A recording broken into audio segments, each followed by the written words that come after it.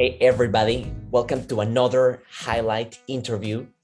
Today we have Mr. Alejandro Poppe, who is an amazing appointment setter and sales agent who got a job here through Fava. So welcome Alejandro. How are you doing today, man? Thank you, Christian, for the opportunity. Where are you located again? I'm in Cochabamba, Bolivia. Amazing. So tell me a little bit more about you, who you are, how do you get started? What's your experience in this role? Well, my name's Alejandro, like you said. I got started working in sales about 2 years ago. I used to work for a company called Live Marketing Solutions, where we had a contract with the Federal Savings Bank, and lead generation was our thing. We'd provide leads to them for home refinancing. So that's how I got started in this job. Great. And before that job, this career, what were you doing before? Well, I studied marketing. I was working with a company in La Paz that used to do marketing for campaigns for different brands. I did that for quite a while. Then I moved here to this other city, Cochabamba, where I started working with Live Marketing Solutions as an agent. Then I moved up to being a team leader, and then I moved up to being operations manager. Great. So you already had the basics of marketing, right? Like the concepts, like how to speak to your customers, how to speak to your audience. I didn't have all that knowledge because we were doing a different type of marketing. But yeah, after I got into Live Marketing Solutions, we did a lot of training on how to speak to your customers, how to listen, how to respond, how to have your curveballs ready for whenever you need an answer. Great. And how did your job look like at that company, at Live? It was good. It was a good job. It was nothing compared to what I was doing in Live Marketing Solutions. Live Marketing Solutions was calling veterans and offering the interest rate reduction program. So that's where I got to learn about this method. Great. So you were calling American customers, right? Yes. Yeah. So I see that for that, definitely. I mean, American customers typically like to be called by Americans. They don't like to be called by like immigrants, but you speak perfect English. So definitely they could probably have thought that you're American, right? Yeah, I didn't have problems with that. A lot of my colleagues did have some problems with the accent, but it's basically, I had a colleague who didn't speak English very well, but he got to learn the pitch and his answers. So he perfected that and he did really well. So it's not impossible. You just have to put a little bit of effort into it, your pronunciation, your grammar, and make it work. Yeah, man. So definitely, because I interview a lot of candidates and I've sourced, that's one of the things that separates really the top performers from just average like candidates is the level of English. So how do you learn English so well? Was that in school? Was it in the family, movies? Well, I lived in Toronto for 13 years. My father's Canadian. My mother's from here, from Bolivia. So I had the luck, I could say, to learn at a young age. So that's where I got my English. And here in Bolivia, I was in an American school. So I got to practice my English with my classmates. That's great, man. And for someone who needs to learn from scratch, like let's say someone just got the job of appointment setter and they speak so, just decent, but needs to get to the next level. So what would you tell them?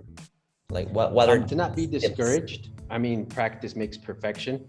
So as long as you're practicing and you have, an idea of what you're doing, you are always going to be able to improve.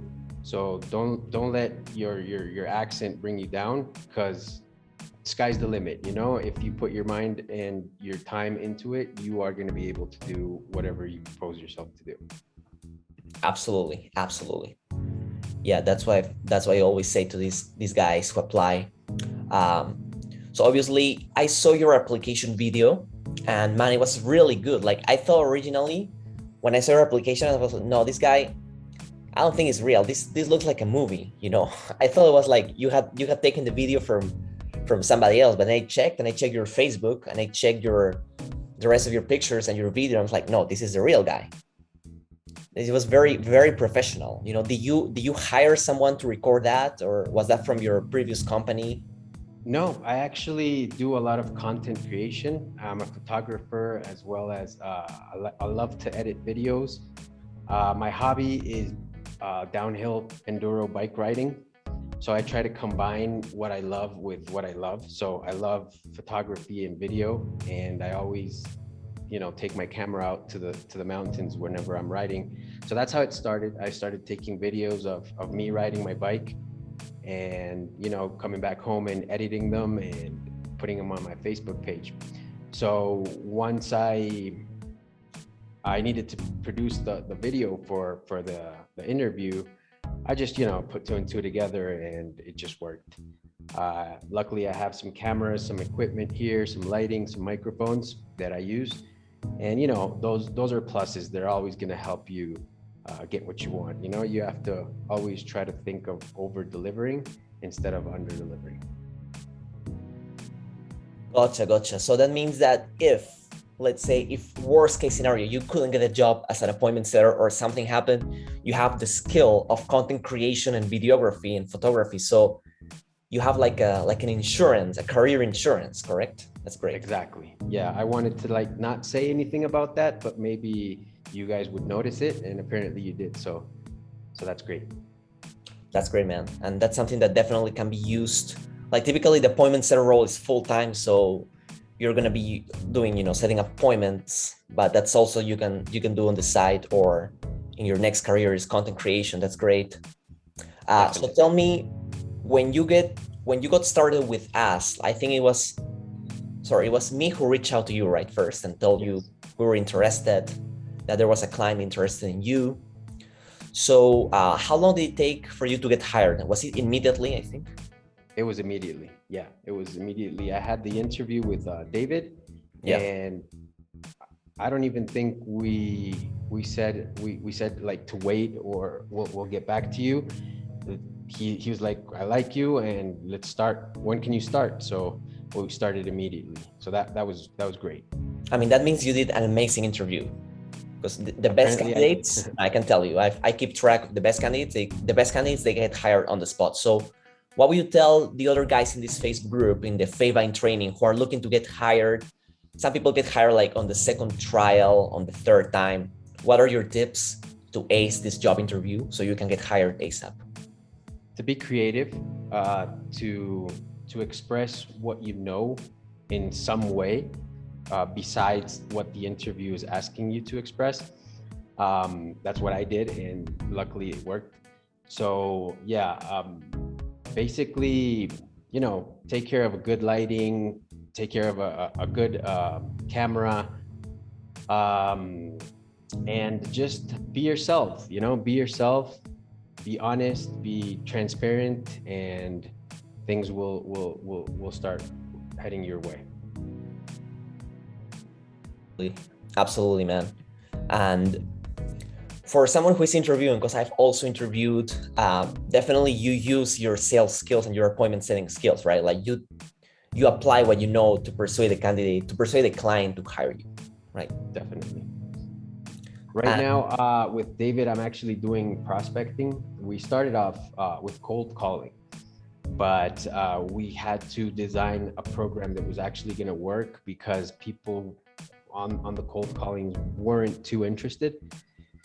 So we started using Facebook, Instagram, and LinkedIn, just text messages. And once we got the people interested, then that's when we put them on the phone. So we're doing things a little bit differently since when we started, but it's really working now. David's pretty happy. David's a really, really awesome guy, a good boss, and his company is going really well. So I'm really glad to be a part of it. Right. So tell me a little more about that. So when you were starting, you were doing purely cold calling, right? All the day. Yes, I had. David has a person doing cold email outreach, Sure. So basically the first question would be like, hi, I'm trying to look for blah, blah, blah person. Do I have the right person? And they would respond yes, and they would forward me that number so I can call them. But we weren't getting the results that we had, so we decided to nurture our prospects a lot more in depth. So we just started, we created a framework with text, with some message sequences, and it wasn't, giving results straight off the bat. It's a delicate, slow process where you have to be patient, and you don't have to get discouraged by what's happening. We were able to measure what we were doing and correct what was being done wrong. So that helped us a lot. And now I think we have it dialed down, and it's working very, very well.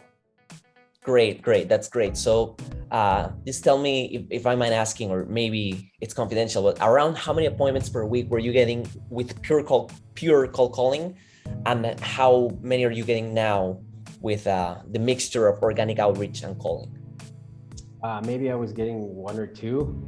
Now we're getting about 6 to 10, just depending on, well, David doesn't want us to get all the clients coming in at once. It's a slow nurture process where we take care of each and every single prospect of ours very, very carefully. We have steps. So the idea is not to bring in 1,000 leads, and not be able to take care of them all, but just, bring 1, 2, 3, 4, 5 at a time that are, exactly what we're looking for, potential clients. Got it. So that's 6 to 10 appointments per week, right? Yeah.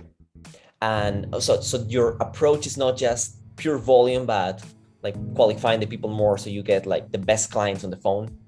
Yes, that's correct. Yeah, I agree with that, because I've also tried, I've also done appointment setting for myself and for other people.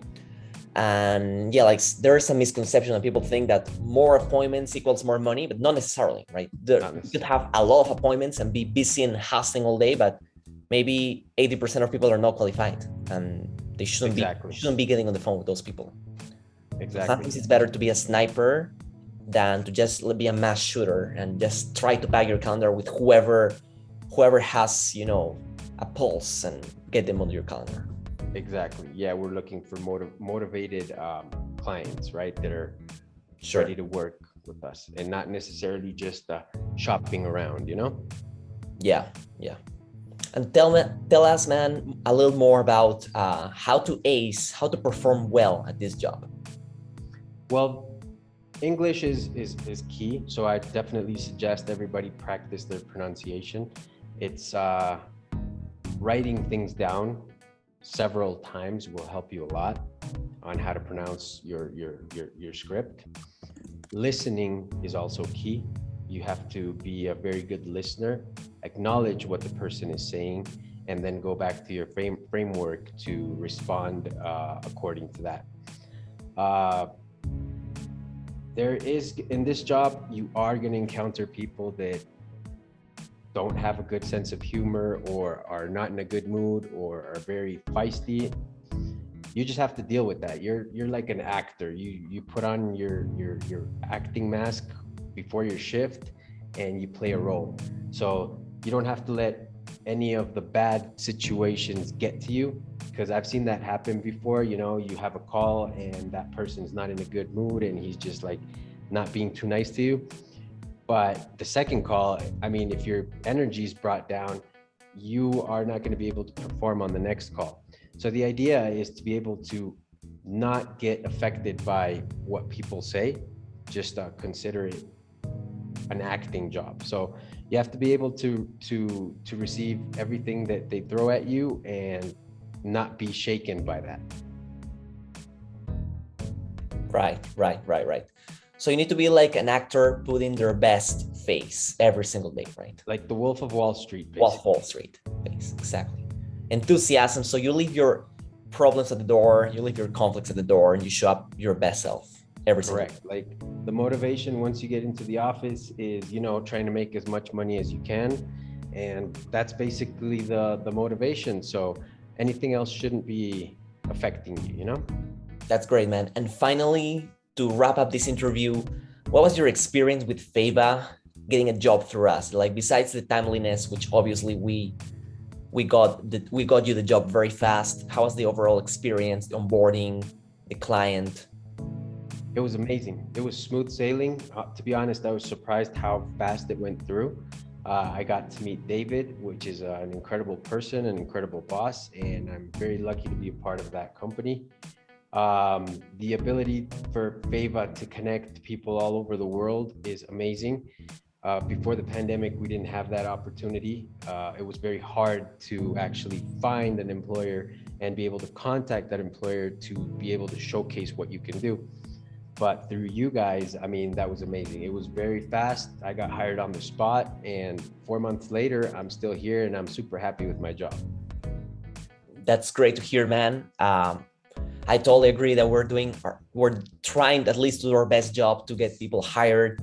And obviously, timeliness, of course, we get jobs to the best people. If you're watching this video and if you want to get a job, rewatch this video so you can get Alejandro's tips on how to ace the interview and how to kill it figuratively, obviously, at the job. So everyone have an amazing day. Keep watching us, these highlight interviews, and we'll see everyone next time. Bye, Alejandro. Thank you guys. Pleasure being here.